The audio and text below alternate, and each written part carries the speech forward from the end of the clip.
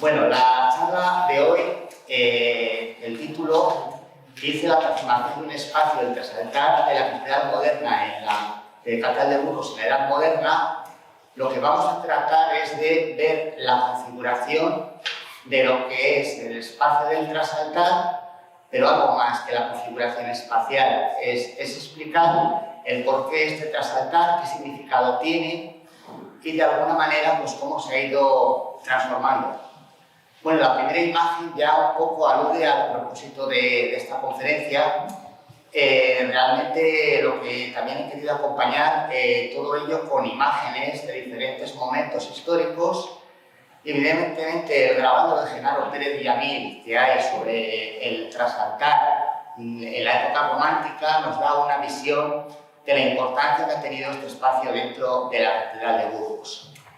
Bueno, hay que señalar que recientemente se ha finalizado lo que es la restauración de estos 5 paños y las esculturas que acompañan el conjunto. Una obra muy compleja porque tenía un grado de deterioro muy elevado y de alguna manera responde esta restauración financiada por la Consejería de Cultura de la Junta de Castilla y León y con la intervención de la empresa Trixa, a la que hemos tenido ocasión de ver también y escuchar en este ciclo de conferencias, el recuperar un espacio y una obra escultórica de gran valor que tiene un desarrollo verdaderamente largo y complejo. Bueno, aquí vemos una fotografía, digamos, que sacó Diario de Burgos, dando un poco la imagen de lo que es este conjunto del trasaltar, donde se ven 5 paños, son de 2 momentos distintos, que nos narran lo que sería la pasión de Cristo y que va acompañado por otra serie de imágenes, tanto en la parte inferior del basamento como en la coronación o en los pilares, que nos hablan un poco del programa iconográfico y del símbolo que se quiere dar a este espacio. Realmente vamos a dividir la conferencia en 6 momentos. El primero, los antecedentes, saber qué es lo que había en el espacio donde hoy encontramos el trasaltar y por qué se hace ese trasaltar, desde que se pone la primera piedra de la Catedral Gótica en 1221 a 1489, que es la fecha en que se dice que se comienzan las obras del trasaltar. La etapa más relevante, del 89 a 1503, que comprende la intervención de Simón de Colonia y fundamentalmente el trabajo de Felipe de Vigario. Un periodo donde no hay transformaciones relevantes, pero sí que hay algunas series de actuaciones que son muy importantes para el trasaltar. Como veremos, la disposición de un muro trasero, que ya se habló de aquí en la primera conferencia, sobre el relieve de Camino del Calvario, que es lo que ha hecho que este relieve se conserve mejor, y también otra intervención que ha tenido un desarrollo más negativo sobre la propia obra del trasaltar, que es la elevación del presbiterio, que se hace en 1584. La tercera, digamos, cuarta etapa que vamos a abordar es la segunda época, digamos, de construcción de lo que entendemos hoy por el trasaltar. La intervención de Bernabé de Azas y Francisco del Pontón en arquitectura y la obra de los 2 relieves escultóricos, primero y quinto, que elaboró Pedro Alonso de los Ríos.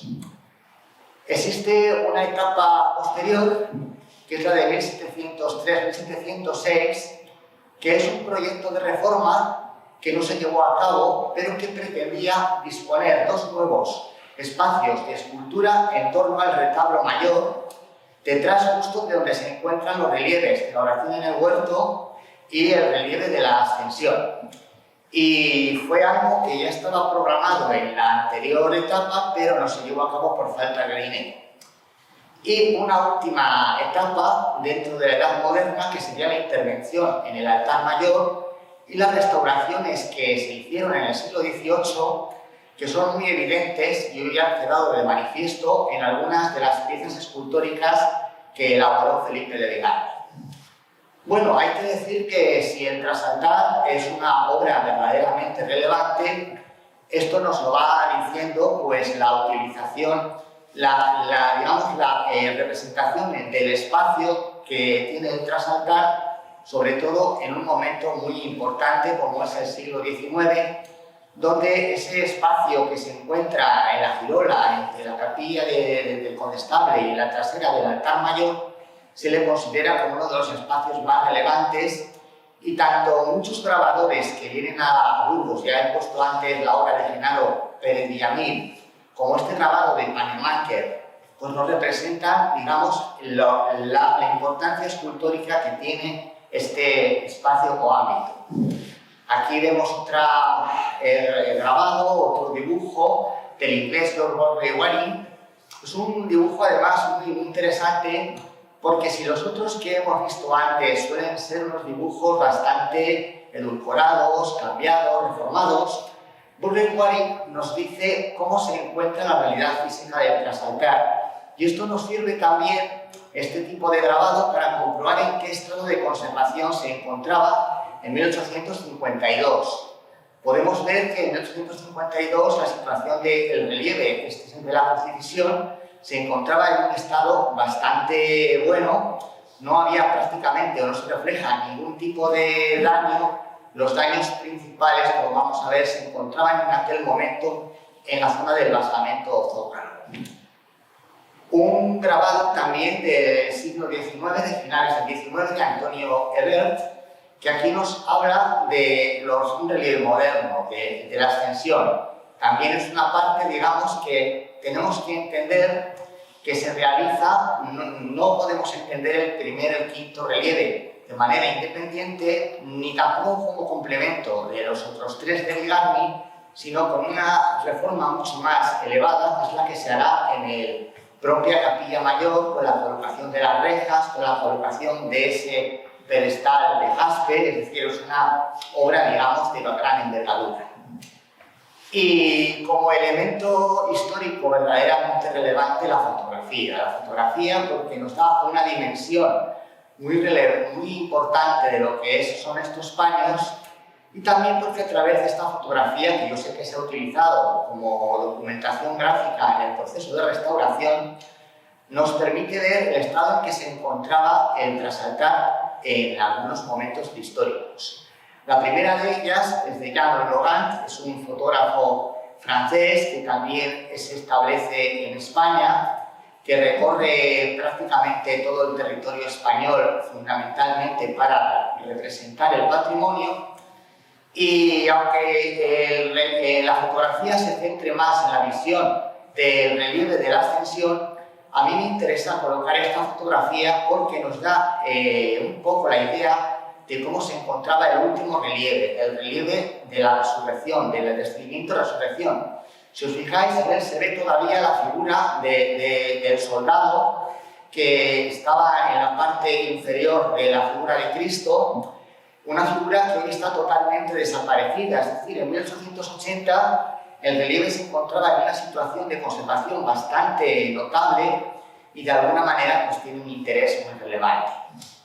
El toledano Caseno Alguacil vino también aquí a Burgos y él recorre, pues, mandado, digamos, también por el Estado para hacer una serie de fotografías, y en este caso he elegido el otro relieve que más daño tiene, es el relieve de la crucifixión. Si os fijáis, el relieve de la crucifixión, esto es de 1885, se encuentra en un estado de conservación bastante bueno en ese momento. La única imagen que empieza a denotar que tiene un pequeño desgaste de la piedra es la imagen de la Virgen, que se encuentra en uno de los extremos, pero el resto del relieve está prácticamente intacto, es decir, 1885, finales del siglo XIX, todavía, digamos, lo que estaba más deteriorado se contempla perfectamente son las coronaciones de los doseles de la parte inferior, que es en lo que se había intervenido además ya en el siglo XVIII, tratando de eliminar ese tipo de estructuras. Alfonso Vadillo es fotógrafo burgalés. En la segunda década del 20 ya nos da una situación de cómo se encuentran los relieves. Y el deterioro es bastante más evidente. Yo creo que, además de los factores que se han dicho aquí durante las conferencias que se han dado sobre la situación del proyecto y demás, un elemento que afectó bastante al tema de lo que puede ser el daño a estos relieves es el cambio del suelo. El suelo de la catedral en el siglo XVIII era un suelo de piedra de Autoria, un suelo que tenía mucha más porosidad, que permitía que saliera la humedad, y en cambio en 1864 es cuando se colocan esas losas de mármol mucho más impermeable, que yo creo que también hizo que de alguna manera esa concentración de la humedad en los sustratos inferiores también tuviera un papel bastante relevante. Aquí pues ya ven cómo la figura del soldado que está junto a Cristo resucitado está prácticamente desaparecida. La situación de las esculturas en el relieve tercero de Vigagni pues es ya muy deteriorado, aunque aún todavía podemos contemplar o intuir la figura de Cristo, pero ya en una situación muy enferma.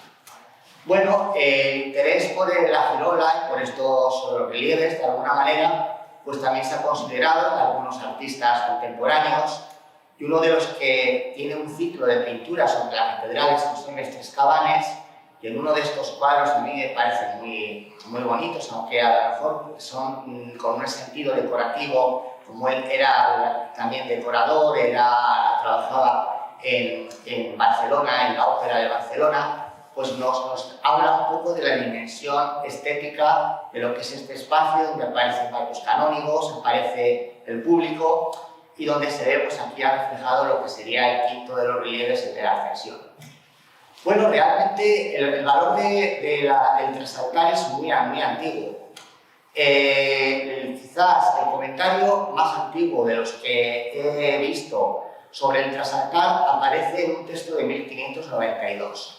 Es un canónigo, Juan Ochoa de Corcuera, que hace un memorial para entregar al rey Felipe II, y en ese memorial, que es un breve, pues dice que en la catedral hay 3 lienzos de la Pasión de Resurrección de Cristo que están labrados por Maestro Felipe y que son tenidos entre los artífices por cosa de mucho primor y estima. Estamos hablando de un comentario en el propio siglo en que Vigagni, digamos, termina los propios relieves, y cómo ya en aquel momento pues tenían un valor ya verdaderamente relevante. Este mismo valor se ve en este otro texto que corresponde a Fray Bernardo de Palacios. Esto es, digamos, una copia de lo que sería el original, y tiene una cosa muy curiosa, que, bueno, nada, me cuesta un poco leer, decir que estos relieves estaban tapados por cortinas. Solamente se abrían en momentos sumamente de valor, es decir, en la época de la Semana Santa, y el resto del año estaban protegidos con unas cortinas que impedían verlo. Las cortinas estaban colocadas por el valor estético y grandioso que se consideraba que tenían estos relieves. De alguna manera solamente se extendían esas cortinas en los momentos más singulares, y también quizás esas cortinas sirvieron para proteger en algún momento de algún tipo de problema a este trasaltar en los siglos de la Edad Moderna. Bueno, pero realmente el trasaltar es un espacio, es un ámbito que se encuentra en torno a la girola. Yo aquí he cogido un plano de un francés de principios del siglo XX, donde se ve la relevancia que tiene ese espacio del trasaltar, que además es justo enfrentado a la capilla de Condestable, y como en esta otra foto, que es pues, previa a la intervención en la restauración, pues vemos cómo tiene un papel sumamente relevante por su volumen y tamaño esta intervención escultórica que se llevó a lo largo de varios siglos. Sin embargo, podemos pensar cuándo se comienza a transformar este trasaltar. Si tomamos en consideración la propuesta que hizo Vicente Lampérez del primer traza de la Catedral de Burgos gótica, diríamos que no existía como tal trasaltar. De alguna manera, en esta propuesta, que yo creo que no pudo ser tan real como aquí aparece, sino que tendría Gerola inicialmente, aunque la deuda con el tipo de arquitectura del monasterio de las Huelgas sería evidente, nos permite ver cómo solamente lo que se contemplaría en este tipo de planta es la nave principal. Una nave principal que he tomado las trazas dibujos de Albert Carde, pues tendría el espacio de la capilla mayor ubicado en torno al altar y ubicado en torno al coro. En realidad, el espacio del trasaltar en la documentación de la época de Bigarny nunca aparece citado como trasaltar, sino como trascoro, porque era el coro, el espacio y la sillería se encontraba en torno al altar mayor y por tanto era un espacio que tenía una función muy determinada, lo que estaba justo delante de lo que es hoy el trasaltar, donde se celebraba la misa, donde los propios canónigos tenían sus oficios y realmente había un espacio muy reducido para que el pueblo, digamos, pudiera encontrarse en ese entorno entre lo que sería el espacio del altar y el espacio del propio altar mayor y el coro. También es un espacio donde de alguna manera había alguna escultura. Se puede pensar que la escultura funeraria del obispo Mauricio pudo estar en ese entorno del coro. Siempre se dice que estuvo en torno al coro, pues probablemente pudo estar allí. Pero también hubo otra serie de esculturas que se configuraron en el entorno de este trasaltar, que hoy algunas de ellas incluso se encuentran empotradas en la pared. ¿Y cómo sería ese espacio? Pues yo me lo imagino un poco con el que tenemos si vamos a Castro Urdiales, en la iglesia de Nuestra Señora de la Asunción. Esta iglesia es, digamos, una iglesia que tiene una secuela de la Catedral de Burgos. Si os fijáis en el tipo de triforio, es muy similar al de Burgos. El tipo de cabecera con poligonal, pues tendría ese tipo de estructura, donde de alguna manera estarían los vanos abiertos, habría un antependium donde estaría delante del propio altar, pero por aquel entonces no existiría retablo, sería un espacio diáfano que miraría a las capillas que habría en la parte posterior.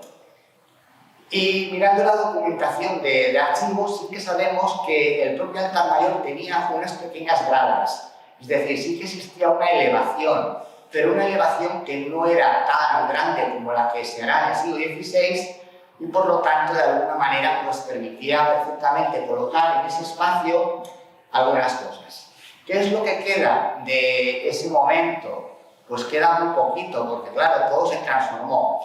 Pero si miramos los capiteles que se encuentran sobre las columnas en la parte del trasaltar, se han mantenido los capiteles góticos del siglo XIII, esos que tienen las aves, esos que tienen ese tipo de hoja que parece hoja de acanto, o algunos que tienen una forma de ganchillo, digamos que no se han reformado ni transformado, tampoco se han transformado, digamos, las cornisas de lo que vemos allí, y lo que de alguna manera sí que se debió transformar en un momento determinado fue el abovedamiento, cuando, siguiendo la teoría de Henry Carde, se pasa de tener unas capillas de girola radiales a unas capillas de girola poligonales. Sería, digamos, una transformación arquitectónica, pero que realmente pues, no afecta a lo que sería la propia configuración del trasaltar. En este trasaltar había una serie de tumbas. Tres de ellas, pero realmente lo que hay en otro es un memorial, se conservan justo por debajo de lo que es el espacio pegante al retablo mayor o dentro del retablo mayor. Una de ellas corresponde a quien sería un hijo de Alfonso X, que es el que ven ustedes dentro de esa hornacina que tiene el ángel al lado. Bueno, es don Juan de Castilla, el de Tarifa. Él se manda a enterrar, en el testamento suyo dice que le entierren en la catedral de Burgos, y siempre se sabe que se colocó esa tumba en el espacio del Evangelio en torno a lo que era el trasaltar. La otra imagen es la del infante Sancho, que está en la parte inferior, y su esposa Beatriz de Portugal, que también tuvieron su enterramiento, esto es del siglo XIV, en la parte del trasaltar. Pero se sabe también que en ese espacio estaba también la tumba de un cardenal que cuando se realiza la disposición del trasaltar de Gigandi se quita de allí y bueno, su tumba se traslada o se pone debajo de lo que es el cimbor. En un momento determinado este trasaltar empezó a sufrir, bueno, este altar mayor sufría algunos cambios. Y estos cambios pues hacen relación al amueblamiento. Un amueblamiento que iba en incremento y además con un valor principal. Si inicialmente os he dicho que lo que he comentado, que lo que había es un antependium donde se encontraba delante del altar, en un momento determinado ya del siglo XIV se dice que ese antependium se coloque encima del altar. Es decir, se va a empezar a pensar en colocar un retablo. ¿Qué sucede al colocar un retablo? Pues de alguna manera que si se coloca un retablo de grandes proporciones, este retablo en su parte trasera lo que va a hacer es que la figura, lo que se vea detrás son todo de la razón de ese retablo. Y ese retablo se sabe que se hizo porque hay algunos datos que nos hablan de que el obispo Alonso de Cartagena da una elevada cantidad de dinero para hacer un retablo que tenía una parte de plata, pero otra parte que estaba hecha con tablas pintadas. No queda absolutamente nada, pero yo lo que he intentado es recrear un poco lo que podría ser ese tipo de retablo, teniendo en cuenta que en el Museo de la Catedral de Burgos hay una obra que llaman de Juan Sánchez, del maestro de las caras anchas, que pudo ser alguien que interviniera en la facción de este retablo del siglo XV, que tendría pues, una consideración similar a la tabla de Juan Sánchez que está en el Museo del Prado. Y además sabemos que en el altar mayor de la catedral existía una imagen de plata pequeña que luego fue mejorada o rehecha por la empresa que promociona don Luis de Acuña, que es la imagen de Santa María la Mayor. Por lo tanto, si tenemos en cuenta que por un lado había un altar con gradas, que se coloca un retablo a mediados del siglo XV, el espacio, digamos, ya se estaba transformando y Salvador Andrés Ordaz, en el libro La Catedral, 8 siglos de Historia de Arte, pues nos dice una cosa, que una de las razones por las cuales el trasaltar se hace es también por una cuestión estética de cerrar ese espacio que había quedado de alguna manera condicionado por la disposición de ese gran retablo en la parte posterior. Pero yo también creo que de alguna manera este retablo pues no solamente es el condicionante. Bueno, aquí hay un texto que es del Hospital de Granada, cuando viene en 1465, y nos dice lo poco que podemos recrear de ese altar mayor. Un retablo tan bellamente pintado y cincelado que deja muy atrás cuando yo he visto. Y hay también una estatua de la Virgen, toda de plata dorada, esta es la que había acabado de donar Luis de Acuña, que pesa 300 marcos, es decir, ya nos está configurando lo que es ese altar mayor. Pero yo también creo que una de las condicionantes que también hace que este espacio se transforme está en vinculación a la transformación de la capilla de Condestable. La capilla de Condestable comienza sus obras en 1482 con Simón de Colonia, bajo el patrocinio de la Mencía de Mendoza en ausencia de su marido que estaba en la guerra de Granada. Y digamos que además, aparte de lo que estamos hablando de estas dos transformaciones, hay una tercera noticia que nos da a valer la importancia que estaba adquiriendo el espacio de la Girola, es que don Pedro Fernández de Villegas, al que tenemos enterrado en un lateral de lo que sería ya el inicio de la Girola, quiso colocar su tumba justo donde hoy podemos ver la entrada de la capilla de Santiago. Es decir, ese espacio estaba adquiriendo una relevancia y un protagonismo muy importante a través de la historia. Es importante el ver esto también, estas imágenes, yo les pongo, para considerar un poco cómo sería el inicio o el origen o el proyecto inicial que Simón de Colonia va a proponer para el Trasaltar. Bueno, la primera noticia que tenemos del Trasaltar es de 1489. Y es curioso porque en esta noticia no se habla de la intervención de Simón de Colonia. Por lo tanto, sabemos que las primeras transformaciones arquitectónicas que se dan en ese espacio son previas a la intervención de Simón de Colonia. Pero sí se sabe que cuando él asume o propone la intervención y dirección de obra arquitectónica en 1497, había algo hecho. ¿Qué es lo que había hecho? Pues yo creo que lo más que podría haber hecho son la transformación de los pilares, de las columnas, con esa decoración floral que pudo haber mantenido, pero que realmente no debió gustar al cabildo, no debió parecer que el proyecto estaba bien hecho, porque realmente cuando él comienza su obra en 1497, prácticamente no había absolutamente nada. Es más, en todos los libros que he consultado, esta noticia del 89 no aparece siquiera citada, y todos dan por hecho que las primeras intervenciones en la transformación son las que hace Simón de Colonia. ¿Qué es lo que de alguna manera se compromete a hacer Simón de Colonia? Pues Simón de Colonia se compromete a hacer una estructura arquitectónica que debía acomodarse más o menos al estilo de lo que se hizo para la capilla del Condestable, una estructura que correspondería a lo que es la arquitectura flamígera, donde aquí lo que les muestro es la parte de la coronación del guardapolvo con unos elementos arquitectónicos y también de alguna manera lo que sería la parte inferior, que es lo que es el basamento, que también se considera que es una obra de Simón de Colonia. Dice como tal la propia documentación de archivo que tengo dado a maestro Simón de Colonia por los tabernáculos que hizo para los paños del trascoro, otras imágenes en el mismo trascoro, en los tabernáculos, una cantidad muy elevada de dinero. Esto es decir, que la intervención de Simón de Colonia pues, tuvo que tener importancia. Y esto tiene algo de significado porque, evidentemente, Simón de Colonia no intervendrá, como veremos, en el trabajo de los paños.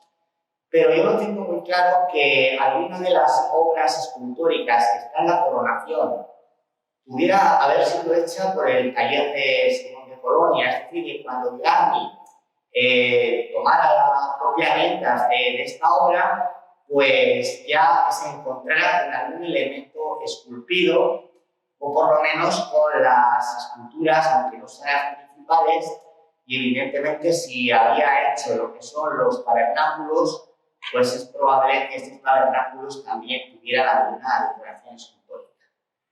Hay que señalar que esto se puede saber de alguna manera, pues sí se puede saber.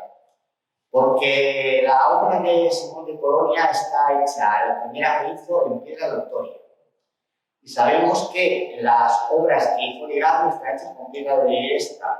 Entonces habría que comprobar, yo esto no lo he podido hacer, esas esculturas de qué piedra son y nos podrían dar una pista o clave para saber si son precedentes o se han hecho justo en el entorno de la obra de Felipe de Bigarny. Bueno, Felipe de Bigarny, que como ya explicó la primera ponencia, él viene de Francia, él había nacido en la ciudad de Langres, pero su actividad, digamos, artística previa a Burgos, pues es muy desconocida. El otro día, el compañero Vasallo habló de que él había estado en la ciudad francesa de Ussé, habló también de la posibilidad de ese viaje que había podido hacer Bigarny a Italia. Y el por qué Bigarny viene a Burgos, pues siempre se nos ha dicho que él viene de camino a Santiago de Compostela a hacer ese viaje de peregrinación, pero que debía encontrar el marco propicio para este tipo de trabajos y en las investigaciones que se han venido haciendo pues se han reconocido algunas obras como de autoría de Vigarni. Ya el otro día señaló el propio compañero que uno de los relieves de la tumba de Juan de Padilla pues estaría asignado hoy ya con casi toda seguridad a la intervención de Felipe de Vigarni, pero que también hay una serie de esculturas de la coronación de la tumba del infante don Alfonso de la Cartuja que también se asignan a Felipe de Vigarni. Esto explicaría bastantes cosas. Primero, que él estuvo trabajando como oficial de Filsiloe en un momento determinado. Y esto nos podría también dar a pensar por qué Diego de Siloé luego trabajaba con Vigarni. Cuando su padre muere, ¿por qué entra a trabajar en el taller? Porque había habido una relación de inicio. Y en segundo lugar, porque además en los primeros documentos que Felipe Vigarni afirma sobre el trasaltar aparece como uno de los fiadores Diego de la Cruz. Sabemos que Diego de la Cruz es el pintor que siempre ha trabajado en la policromía de los retablos de Filsiloe. Por lo tanto, yo creo que la entrada que hace Vigarni a la catedral pues, tuvo unos valores muy importantes. Si uno de ellos era Filsiloe y el otro era Diego de la Cruz, y él puede demostrar, porque ha hecho obras en la propia ciudad, el valor que tienen estas obras, pues no es de extrañar que el propio Cabildo le quisiera contratar. Bueno, la primera obra que realmente es verdaderamente espectacular es el relieve del Camino del Calvario. Esta obra se firma el contrato en 1498 y el Cabildo le dice que tiene que hacer un relieve con un tema que es el del Camino del Calvario y además le dice, bueno, le vamos a dar un dibujo que ha hecho Simón de Colonia para que usted siga ese dibujo y de alguna manera lo que se me presente pues tenga que ver un poco con lo que es el Camino del Calvario. Hay que decir que hay dos personajes que son absolutamente relevantes en este trabajo de Vigarni. Y lo digo que son muy relevantes porque luego, cuando empiece a hablar un poco de lo que es el simbolismo del trasaltar, vamos a tener que hablar de ellos. Por un lado, Jerónimo de Villegas, que es un canónigo de la Catedral de Burgos, que actúa como maestro obrero, y Juan Sánchez de la Puebla. Los dos son verdaderamente relevantes. Jerónimo de Villegas, además, una condición más. Era hermano de Pedro Fernández de Villegas. Y lo que se dice de este Jerónimo de Villegas es que era una persona que estaba vinculada a la corriente prehumanista. Esto nos da un poco el sentido que va a vivir en esta obra del trasaltar cuando hablemos un poco de su significado. Bueno, aquí tenemos una foto de Casal Alguacil que nos enseña pues, el relieve del Camino del Calvario. Como ven ustedes, el relieve que menos ha sufrido, que tenía una conservación bastante buena. Esta obra nos revela cómo tenía ya la policromía, esa policromía que no es original, pero que se da a la propia obra, y cómo de alguna manera nos impacta por el volumen del tamaño de este relieve. Yo creo que el Cabildo se quedó sorprendido porque en la Catedral de Burgos ni en toda España había un relieve con un tamaño tan grande como el que hay aquí. Y hay que decir que esta obra tiene tal efecto, digamos, para Vigarni, que será la que le abra las puertas de ir a Toledo a trabajar en el retablo mayor. Tal es que en un momento, este es un documento que se ha visto en la catedral, el Cabildo de Burgos está muy dolido porque le están presionando de Toledo para que se marche. Y él solamente había hecho un relieve y le quedaban los dos relieves por hacer. Y es que además quien le quería contratar no era el Cabildo, es que era el propio cardenal Cisneros, que estando en Burgos había visto la obra que estaba haciendo Vigarni y él se dio cuenta en primer momento que este escultor tenía que ir allí para trabajar en la obra que él iba a promover, que es el retablo mayor en la que trabaja, pero que va mucho más tarde. Bueno, pero el modelo o el tema que Vigarni iba a desarrollar tenía ya una presencia elegante, sobre todo en épocas muy cercanas. Esto es lo que hace Filsiloe en el retablo mayor de la Cartuja, en uno de esos relieves laterales, donde vemos a Cristo portando la cruz y, bueno, pues cómo está el Cirineo en la parte posterior, ayudándole a llevar la cruz, cómo aparece un soldado en la parte primera. de alguna manera hay algunos elementos comunes, pero se ve cierta diferencia, sobre todo en el planteamiento de esta obra. Bigarni yo creo que parte también de una estética que ya nos puso el primer día el compañero de la Universidad de Valladolid, que tiene bastante que ver con esto, con la obra de Adam Kraft. Es un escultor germánico que es coetáneo además a Bigarni y que en una de las iglesias de Wittenberg, San Sebastián, hace una serie de relieves donde se ve, pues primeramente, la importancia que se da a la figura humana, esa figura humana que tiene un carácter muy gigante, digamos que la escala es muy elevada, de alguna manera también cómo expresa una serie de sentimientos. Y si se fija, pues la visión en este relieve se ven dos elementos, lo que sería el primer plano y un segundo plano en la parte superior que no tiene una escala, digamos, de proporción pero que nos está dando también ese carácter hiperdecorativo que tiene la obra de Felipe Bigarni. Pero, claro, la obra que Felipe Bigarni realiza en el relieve tiene, si nos fijamos, un elemento que hace que se vea cómo está ordenada las figuras en dos niveles, cómo utiliza la isocefalia como elemento de ordenación de ese relieve, relieves de gran bulto, figuras que tienen una individualidad muy marcada. Y si damos por cierto el viaje que él hace a Italia, y pensamos que pudo recorrer algunos lugares del norte de Italia, pues él pudo contemplar la obra de Giovanni Antonio Amadeo, que está en la Cartuja de Pavía. En las puertas de esa cartuja hay una serie de relieves, que ustedes pueden fijarse, ven una serie de figuras independientes que tienen una volumetría muy importante, pero también como en ellas marca, digamos, ese nivel de la isocefalia, como las propias figuras entre sí tienen una individualidad relevante. Él pudo quizás contemplar este tipo de obra y tratar de representar algo que no se había visto en ese momento. Si hablamos de cómo pudo ser el dibujo que le proporciona Juan Simón de Colonia, o qué grabados pudo él utilizar, todos los historiadores que han analizado este relieve hablan de que Magnus Bauer, estos dos grabados que están en el motivo del Cristo del Calvario, pudieron ser verdaderamente unas fuentes de referencia para este relieve. Primeramente porque en el primero de ellos vemos a Cristo donde, saliendo de una puerta de la ciudad, digamos, se incorpora a la arquitectura de la ciudad de Jerusalén, y él va saliendo acompañado por un gran número de personas en el gentío.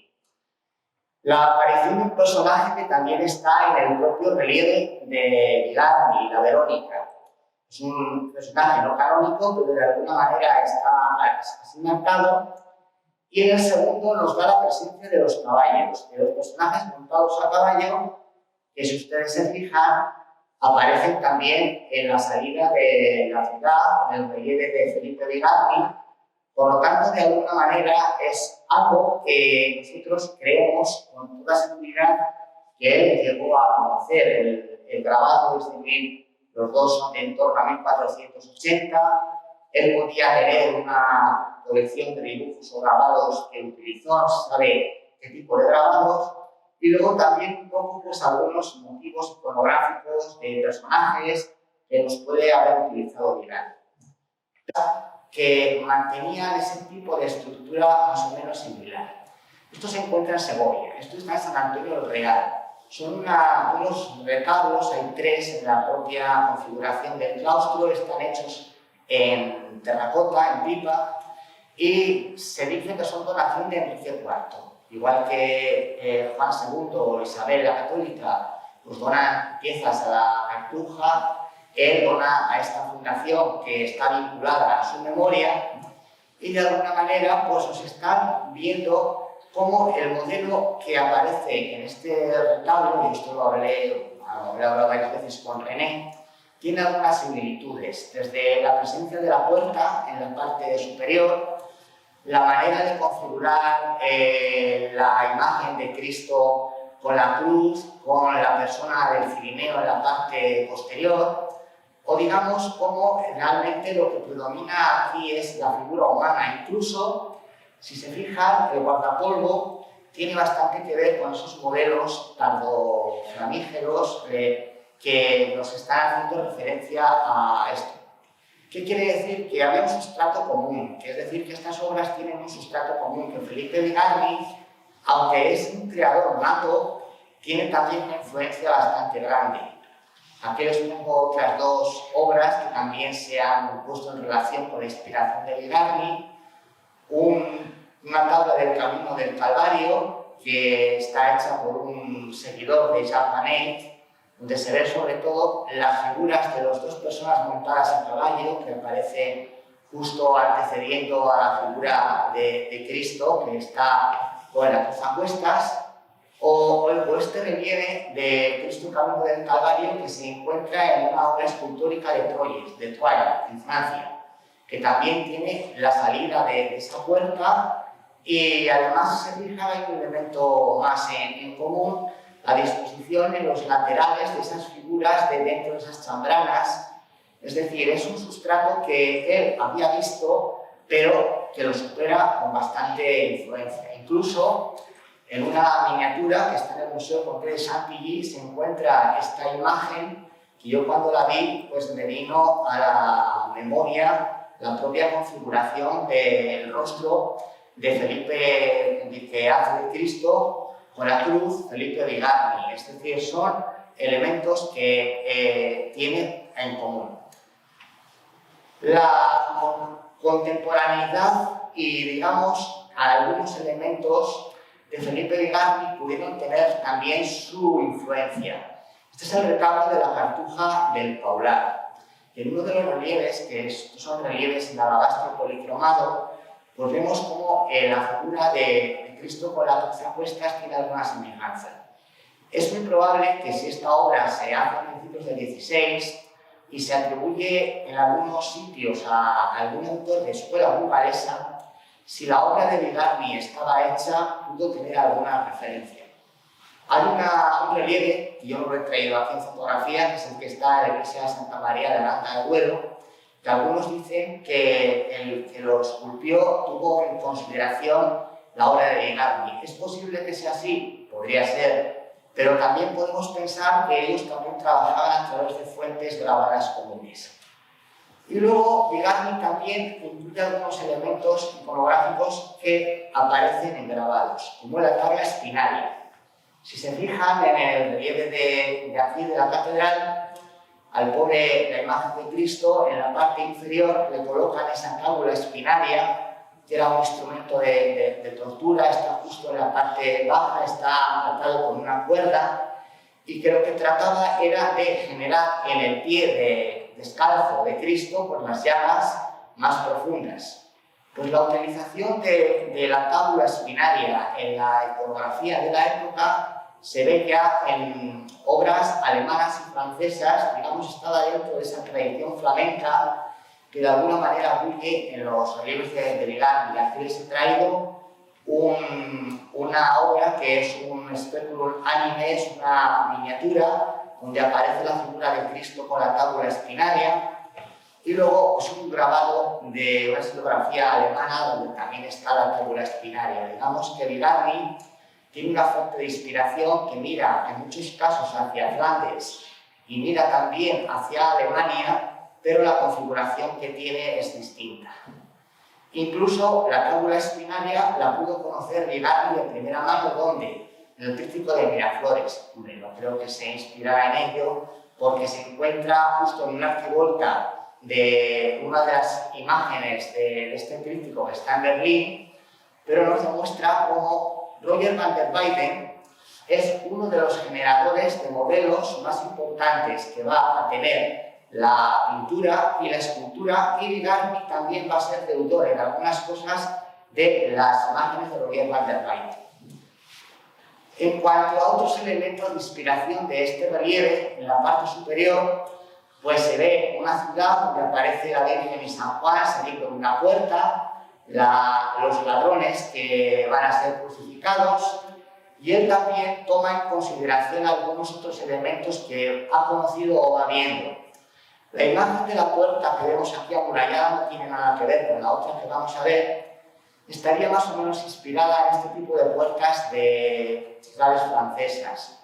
Yo les he traído la puerta Caillot de Burdeos, que tendría una configuración similar a la que Bigarny presenta, y una cuestión en común, como la pintura en tabla del retablo de las Delicias, el Camino del Calvario, si fijan ustedes, también presenta a la Virgen y San Juan saliendo delante de una puerta, es decir, hay una inspiración común, digamos un modelo común, donde de alguna manera pues, Bigarny también él añade determinado tipo de cosas.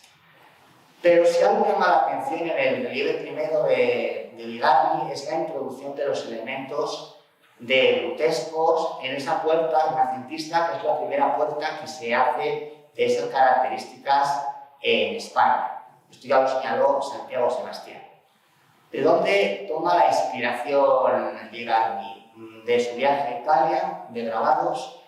Hemos visto varias cosas. Primeramente, que los grutescos de esa puerta tienen que ver con unos modelos que aparecen ya en la arquitectura clásica romana. Esto es un modelo de Lara Pacis, que se había difundido durante muchísimo tiempo en el Renacimiento de Italia y muchas obras que seguían este modelo.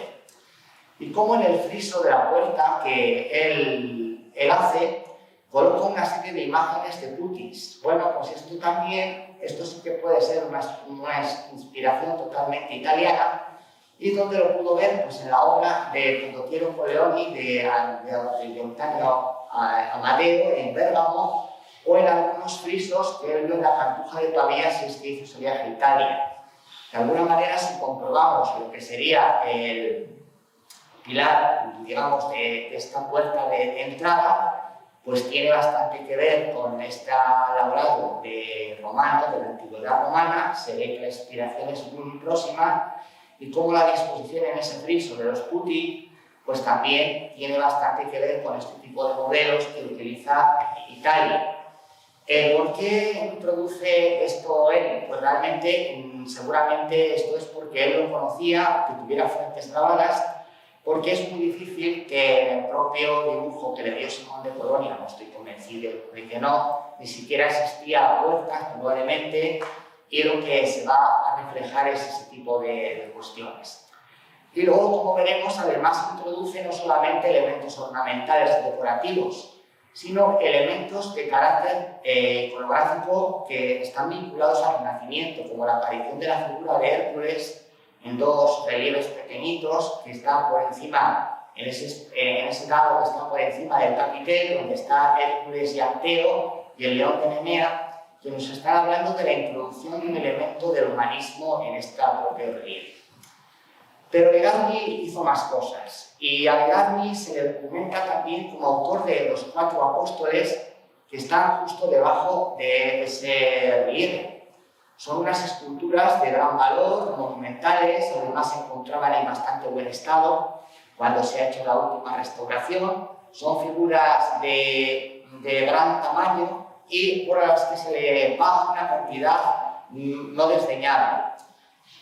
El análisis de estas figuras, entre las que aparece la imagen de Santiago, nos pone en contacto con esto. Es decir, con Claus Sluter y con la escultura que él había visto en su formación inicial en Borgoña.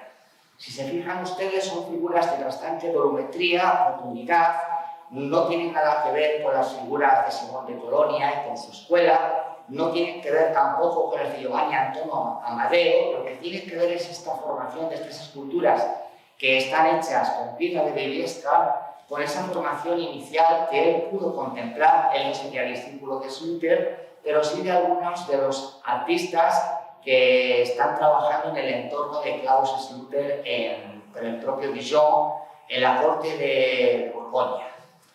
Y hay un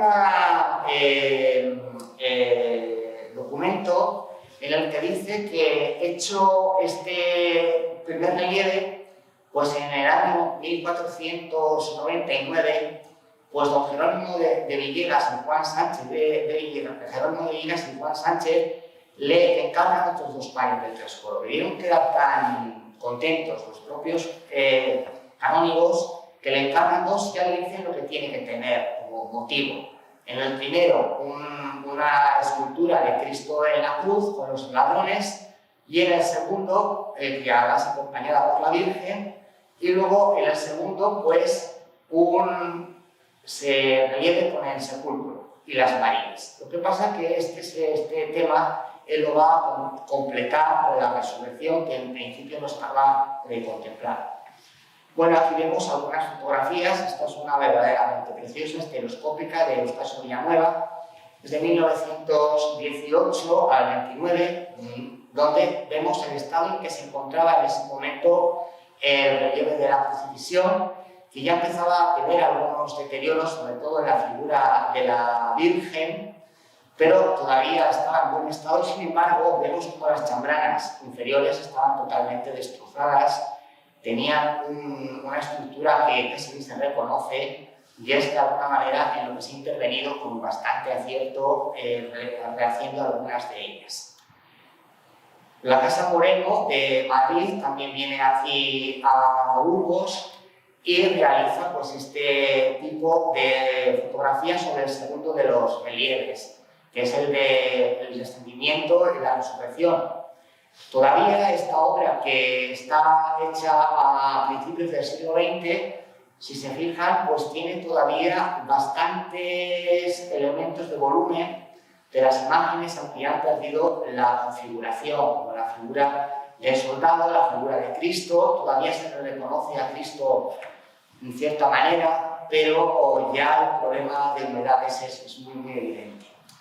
Y siguen trabajando con piedra de Briviesca. O sea, las noticias de documentación nos hablan cómo la piedra que va a utilizar el propio Bigarny se trae de las canteras de Briviesca en varias partidas, señalando algo además curioso respecto al segundo y al tercer relieve, que fue Bigarny quien hizo el montaje del relieve, mientras que en el primero pues debió tener una intervención mayor en el montaje de lo que son las piezas de Colonia, pero en el segundo y el tercero porque se le pagan unas cantidades por montar el relieve. Bueno, el relieve de la crucifixión con Cristo rodeado de los soldados, la Virgen y otra serie de personajes, es un relieve también verdaderamente espectacular. Se compone de 2 planos, además perfectamente diferenciados. En la parte inferior aparece un grupo de figuras con un horror Bacri, donde además hay 2 elementos. El grupo izquierdo, donde está la Virgen, las Marías, donde está San Juan, y en el otro grupo, donde aparecen una serie de personajes de los que se ha destacado que tienen un cierto carácter de cercanía o de realismo, fundamentalmente marcado por 2 hechos. Por el tema de la indumentaria que va a reflejar Bigarny en este primer y segundo relieve son indumentarias que se ven en la época. Y porque se ha dicho que algunas de las imágenes, yo esto no me lo veo totalmente cierto, pueden ser retratos de algunas personas de la época. Incluso se menciona cómo él pudo retratar a la figura de uno de los Fernández de Velasco en la imagen que se encuentra justo a los pies de la cruz de Cristo. Bueno, la inspiración de Bigarny evidentemente otra vez vuelve a tener una mirada hacia dónde, hacia Flandes. Les pongo un segundo relieve de lo que hay en el monasterio de San Antonio del Parral, de las Clarisas de Segovia, y vemos cómo, de alguna manera, en este relieve también en pipa, están efectivamente colocados los 2 grupos, el grupo de lo que sería la Virgen y, de alguna manera, las figuras que hay a su alrededor, y cómo en la parte superior aparecen las imágenes de Cristo y los otros 2 condenados, que aparecen también además con una configuración de estructura y de disposición de su cuerpo que nos recuerda también un poco lo que hace Bigarny. Son unas figuras curvadas que están contorsionadas. Y luego hay un elemento que se sabe que Bigarny utiliza en su propio relieve. Si ustedes se fijan, María Magdalena está arrodillada delante de la cruz. ¿De dónde ha sacado Bigarny ese motivo? Pues ese motivo se sabe perfectamente que se expandió en la pintura flamenca y germánica de la época. Aquí les pongo 3 tablas, una de Hans Pleyendorf de 1470, una del mismo alemán, una crucifixión donde vemos cómo la figura de la Magdalena está unida al madero. Es una iconografía que procede de Walter. La primera de las obras que tiene este tipo de estructura es la que ven ahí, la Crucifixión, de 1445, donde aparece la imagen de María Magdalena, justo unida al propio madero, y tuvo tanto éxito, digamos, este tipo de iconografía que a través de grabados, es un grabado alemán un poco posterior, vemos cómo se va de alguna manera reflejando ese tipo de estructuras.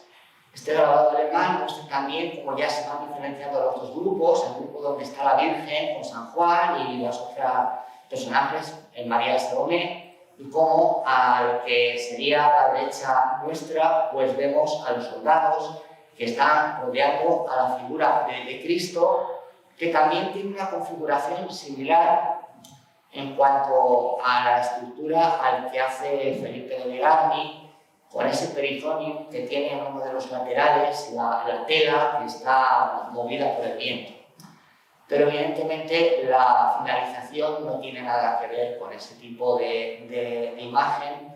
Estaría totalmente otra vez reproduciendo los modelos, estructuras, pero que él vio en Borgoña. Son figuras las que vemos en el relieve de gran volumetría, son figuras con unos rostros que si nos acercamos a verlo pues tienen bastante expresividad, como lo que hace el profeta Daniel y el Jeremías, pues Clausus Luther en Dijon, esto es de principios del siglo XV.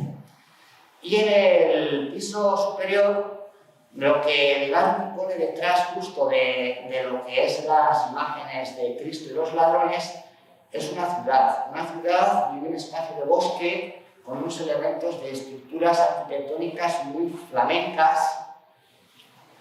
Yo les he traído un retablo que está en el Museo Nacional de Escultura y es también un subcalvario, lo que pasa que no aparece más que una figura de uno de los ladrones. ¿Qué es lo que se encuentra detrás de ese calvario? Una ciudad también flamenca, una ciudad, bueno, francesa, flamenca, de ese entorno, con esos castillos, con esas imágenes, es decir, Bigarny maneja diferentes tradiciones, él las ha conocido, él las estructura, y de alguna manera hace que esos relieves tengan una consideración mixta.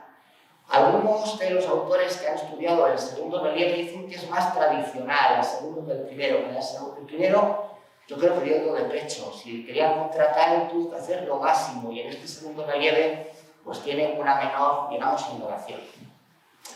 El tercero de los relieves es el ladrón del trasaltar, que nos refleja pues 2 temas. Por un lado, el descendimiento, y por otro lado, lo que es la propia resurrección de Cristo, aunque hay un tema superior, que es la aparición de Cristo a la Virgen María en la parte superior, lo que pasa que siempre parece desapercibido, y es un relieve en el que hay 2 cosas que comentar.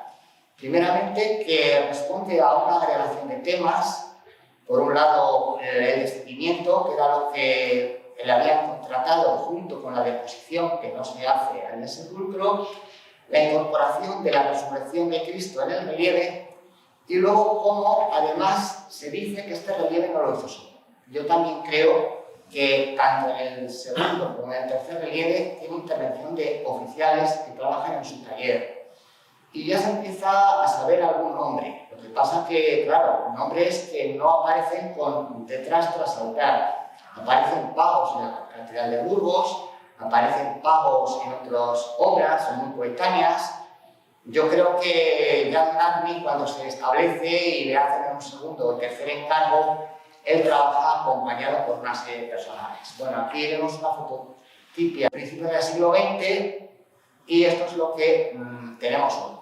Bueno, se perdió bastante volumetría de la parte inferior, la parte superior pues evidentemente se conserva bastante mejor. ¿Cuál es la fuente de inspiración que tuvo Bigarny? Pues tuvo varias. Por un lado, Para la parte del descendimiento, claro, es muy difícil verlo hoy porque ni aun siquiera estas fotografías más antiguas nos daría la oportunidad de verlo, pero yo creo que evidentemente fue otra vez Van der Weyden con este descendimiento de la cruz, es un grabado suyo. Van der Weyden este tema lo repite muchísimas veces, bueno, el más famoso, digamos, es lo que tenemos en el Museo del Prado, que aparece Cristo junto a la Virgen. En el caso de Burgos la Virgen no está en esta posición, pero la disposición que tiene inclinada de la figura de Cristo estaría bastante similar a lo que Van der Weyden propone, y la disposición de otros personajes como San José de Arimatea y Nicodemo, que también están en el entorno de Cristo. Y en la parte de la resurrección, pues encontramos evidentes evidencias con una fuente común que utilizó Adán. Si se fijan ustedes en la imagen de Cristo resucitado y con el soldado que está encajado en esa esquina, que está además doblado, con las piernas hacia arriba, con ese brazo levantado, pues de alguna manera esa estructura también la tendría la figura de Bigarny en el tercer relieve. Lo que pasa que realmente es difícil de reconocer. Ya hemos dicho en el primer relieve como este escultor alemán en la iglesia de San Sebastián, en estos relieves que hace, tiene una estructura también común, y si se fijan, también incorpora un elemento superior, digamos, a la iconografía del propio relieve. Bueno, aquí les pongo una comparación para que vean algunos elementos de lo que sería la resurrección de Bigarny con la resurrección de alemana. Sí que tienen algunas estructuras comunes en la disposición de la imagen de Cristo. Bigarny no conoció desde luego la obra de Kraft, por lo cual si no conocen la obra de Kraft tuvieron que partir de una imagen grabada o algo común, que es lo que les haría llamar. De menor calidad se dice que en este relieve la parte de menor calidad es en la parte superior. Incluso si se analizan los elementos de este relieve se ve que son muy flamencos. Por un lado, en la iconografía. Sabemos que el modelo que toma la estructura de la aparición de la Virgen, de Cristo a la Virgen, lo inicia otra vez Van der Weyden. Y Van der Flandes, que él pudo ver esto en la Cartuja de Miraflores. Se dice que fue conocedor de la pintura de Juan de Flandes, que él establece la relación directa con Juan de Flandes en la Cartuja, y de ahí que luego el retablo de Palencia, pues ya sea un retablo hecho medias entre Juan de Flandes y Bigarny, porque tenían ese conocimiento previo. Sí que, conservando las diferencias, evidentemente, pues podemos ver cómo la estructura de composición de la obra de Bigarny en esta parte superior, pues tiene que ver con esa estructura de composición que hace Juan de Flandes, salvando, ya digo, la estructura de las diferencias. Se dice que, si ven ustedes el plegado de la Virgen, es un plegado anguloso, y Bigarny nunca tuvo ese plegado anguloso. Eso hace pensar que la parte de arriba del relieve no la ha hecho directamente Bigarny, él supervisa esta parte y corresponde ya a la intervención de alguno de los maestros que trabajan con él. ¿Qué nombres suenan? Pues suenan dos. Alonso de San Gil, que parece ser que este maestro había trabajado con Gil Siloé en la Cartuja. En 1501, cuando fallece Siloé, se quedaría sin maestro. Entonces Bigarny utiliza maestros de Siloé para su propio trabajo. Y luego otro artista, que es Gil de Ronc, que aparece con él en 1505, que también pudo intervenir en algunas obras de aquí de la catedral. Pero como a Alonso de San Gil se le consideran partidas muy altas de dinero, pues tenemos que pensar que esas partidas altas de dinero tuvieron que ver con intervención probablemente en el Transalpino. Bueno, a Bigarny se le asignan también, aparte de estos tres relieves, 8 apóstoles más, los que están justo debajo de los relieves de la crucifixión y de Cristo, la resurrección y el descendimiento. Sin embargo, el estado de conservación, sobre todo los que están de la resurrección, no nos permite en ningún momento decir qué parte puede haber de Ligarni, si es que están realmente rehechos en el siglo XVIII. Y de las 4 figuras que se encuentran debajo de la propia estructura del relieve de la crucifixión, pues 2 de ellos podrían tener una estructura más bien arniana y otros 2 pues, de ellos por alguna restauración. Pero son esculturas que tienen un menor valor que los 4 apóstoles primeros. Lo que sí que sabemos es que hay unas esculturas que hasta ahora no se han considerado mucho y que son verdaderamente fantásticas, que son una serie de imágenes de bulto redondo que están incorporadas entre los pilares, las columnas del trasaltar, que yo creo que en algunos casos están directamente salidas de la mano de Ligarni. La identificación de estas figuras es problemática, porque yo la primera referencia que cogí fue la de Marco Rico en su libro de la catedral, y entonces él empezaba a hablar de una serie de santos que a mí no me encajaban para nada: Santo Domingo de la Calzada, San Demetrio, o San Guillermo. Y decía, ¿qué pintan aquí estos santos en este trasaltar? Yo creo que evidentemente lo que son profetas, además tiene la filacteria, ese elemento tan identificador. Y luego vamos a ver en la propuesta que llevamos de interpretación iconográfica del trasaltar, pues ya estos profetas, pero si nos fijamos, la volumetría de las figuras, algunas de ellas están hechas además con piedra del Briviesca, el tipo de labrado de los grutescos. Es que eso no lo puede hacer un escultor de segundo orden. Yo creo que tienen que ser obras que están hechas por Ligarni. Lo que ocurre que el pago de estas figuras pues, está embebido dentro de las cantidades que aparecen en el pago que hay aquí en la propia catedral. Serían 6 figuras verdaderamente fantásticas. En una de ellas, porque yo me he entretenido en tratar de leer lo que dicen las inscripciones, pone que es profeta. Luego hay una serie de textos alusivos a la Virgen, y de alguna manera estas imágenes no pueden ser consideradas en ningún momento obra de Simón de Colonia, ni tienen nada que ver con la interpretación de lo que hacen en el barroco Pedro Alonso de los Ríos. Son unas obras de una calidad infinitamente mucho mejor, y que habrá que tratar de analizar pues, quiénes son esos personajes, que esto es lo que estoy intentando. Bueno, de alguna manera, lo que dice la documentación es que se le pagan una cantidad de 168.022 maravedís a Felipe de Ligarni. ¿Por qué? Por hacer 3 paños del toro que están en la otra cuenta del año pasado con el asentar, es decir, que él se encargó de asentar los relieves que hace y las imágenes. En esas imágenes yo creo que están incorporadas no solamente el apostolado que se le paga, sino también estas imágenes que aparecen aquí. ¿Qué ocurre con la coronación?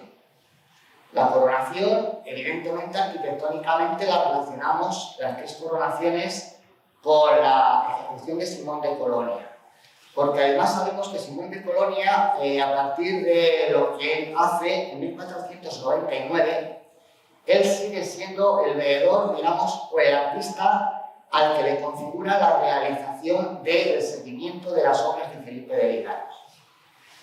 Claro, las esculturas que aparecen en la parte superior no tienen nada que ver con el estilo de Ligarni, ni tienen nada que ver con la obra suya. Esto tiene mucho que ver pues, con una tradición vinculada a lo flamenco, a los talleres de Simón de Colonia, de Gil de Siloe, de los artistas de su momento, y es lo que yo creo que puede atribuirse a estos artistas que parecen ligados a los talleres de Siloe y Ligarni, como Alonso de San Gil, que pudiera haber trabajado en la ejecución de estas figuras, que son imágenes de profetas, que están en la parte superior, en las coronaciones, debajo de unas arquitecturas que son del siglo XV.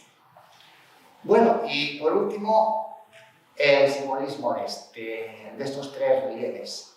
Evidentemente sabemos que es la pasión, pero realmente el origen del simbolismo aparece en estas 2 esculturas pequeñitas que están ahí junto a los relieves, que son Adán y Eva. ¿Qué es lo que nos está reflejando estos tres relieves? ¿Qué quisieron contar los canónigos que le dieron el programa iconográfico a Viragni? Pues están hablando del tema de la redención del ser humano, la redención a través de Cristo.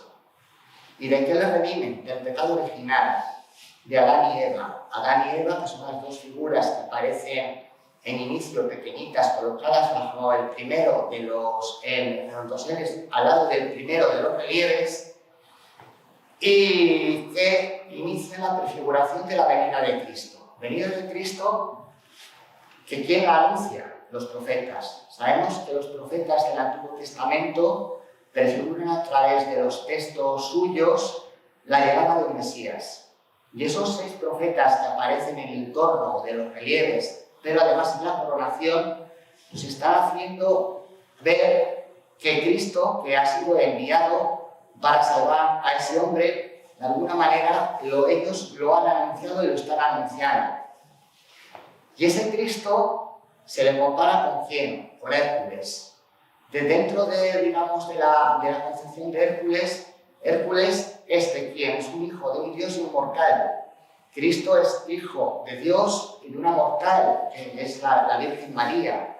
Y además Hércules tiene que vencer una serie de pruebas, de alguna manera, para triunfar. Pues Cristo es considerado como el Hércules cristiano. Aparecen 2 imágenes. De la que está más a la izquierda es Hércules luchando con Anteo, y la que está más a la derecha es el relievecito de Hércules y el neón de Nemea. Lo que hay arriba pues son unas imágenes de unos putti que tienen las flechas, el escudo del cabildo, y de alguna manera pues el que Hércules esté aquí no tiene nada de extraño.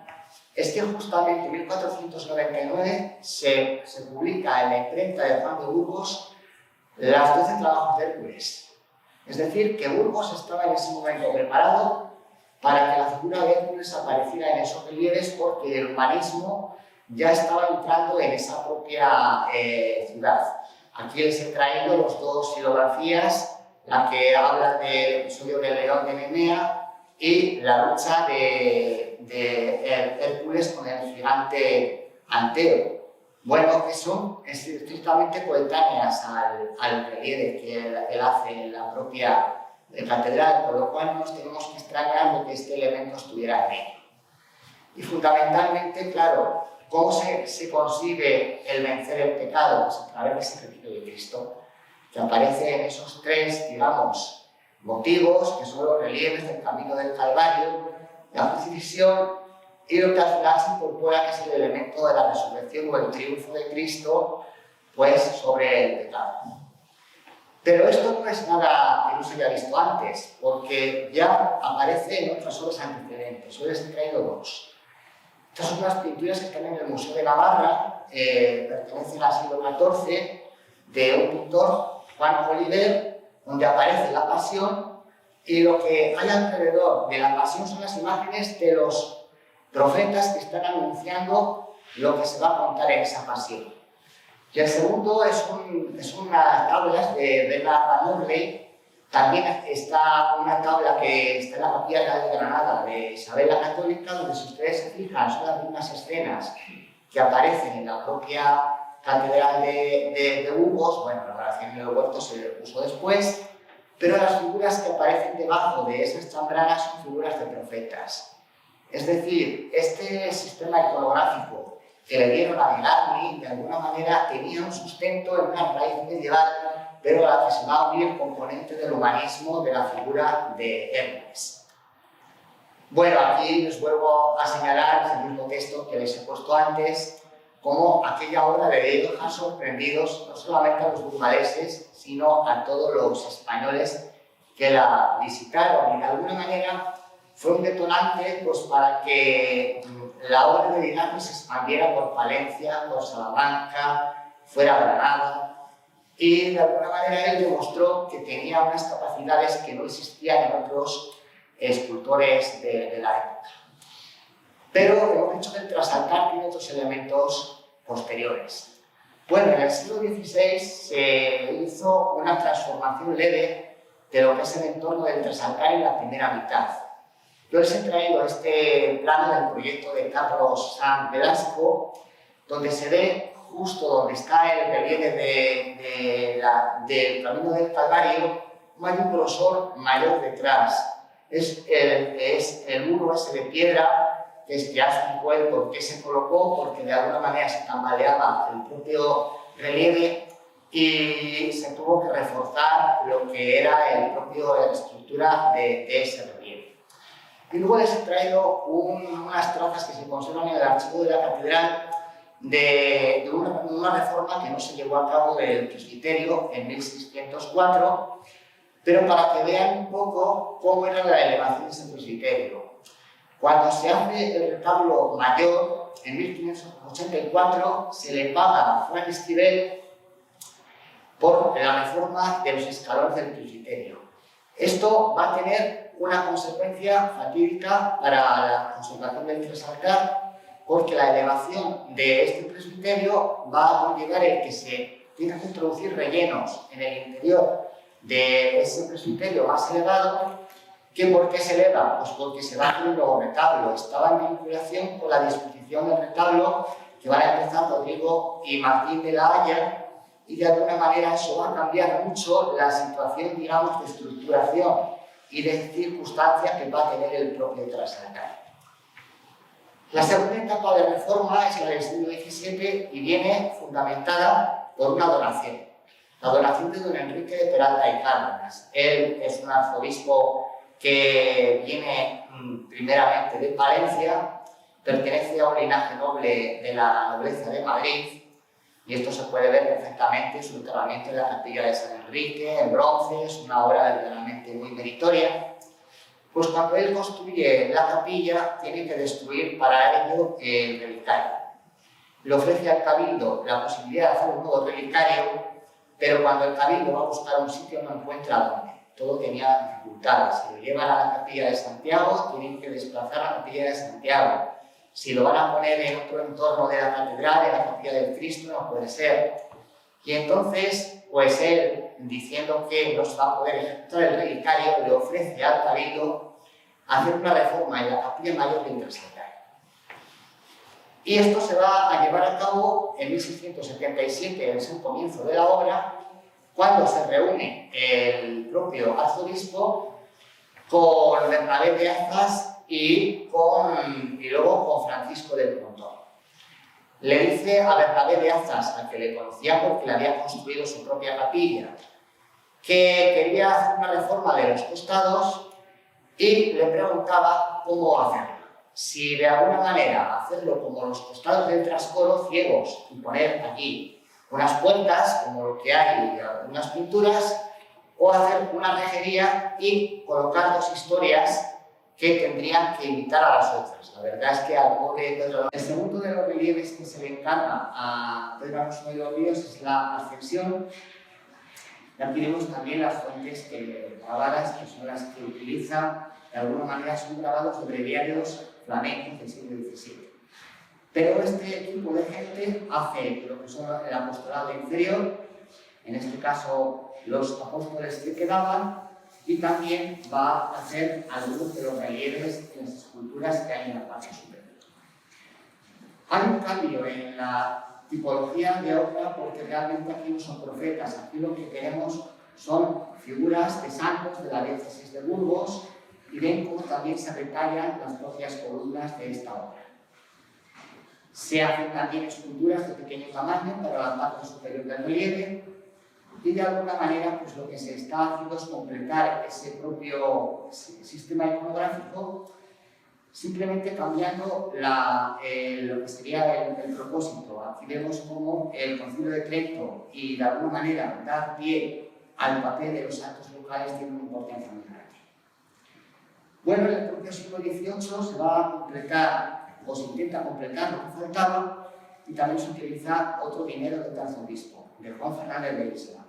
¿Qué es lo que se tiene que completar? Pues lo que ven ustedes. Siempre yo he pensado, ¿por qué no se habrá labrado esa trasera del trasaltar, que queda ahí ese muro que está sin labrar? Pues es que la intención suya fue haberse labrado poniendo una serie de esculturas que copiaran la estructura del retablo mayor, de tal manera que daría una imagen de entre piedra y madera, como lo que vemos en algunos retablos como el del Parral de Segovia. ¿Qué ocurre? ¿Por qué no se hace? Por falta de dinero. Había que presupuestar esta obra, 4.000 ducados, que es lo que da el arzobispo, pero se plantea que al final esta obra queda en la cámara. Las últimas transformaciones del siglo XVIII en el trasaltar vienen dadas por restauraciones. Y estas son las que se encargan a Fernando López de Frías en 1743. Se documentan que hace 4 cabezas, que sustituye unas manos. Y lo curioso del documento es que dice que esto se tiene que hacer porque los niños las estropeaban, que de alguna manera estaban muy cercanas y esto se deteriora. Por eso, lo que había hecho Vidal prácticamente está desconocido, porque lo que hay aquí es una intervención, además con diferente tipo de piedra, sin piedra de autor. Y por último, ya acabo la conferencia, pues viendo una valoración, la última. Lo que dice Antonio Pons, que me sorprendió cuando lo leí. Yo esperé encontrar otra cosa. Dice, los respaldos de la capilla mayor, que sus arcos hay 5 medallas sobre relieves de estuco, con figuras de tamaño natural, que representan asuntos de la pasión de Cristo. Los 2 extremos son más modernos y mejores que los otros.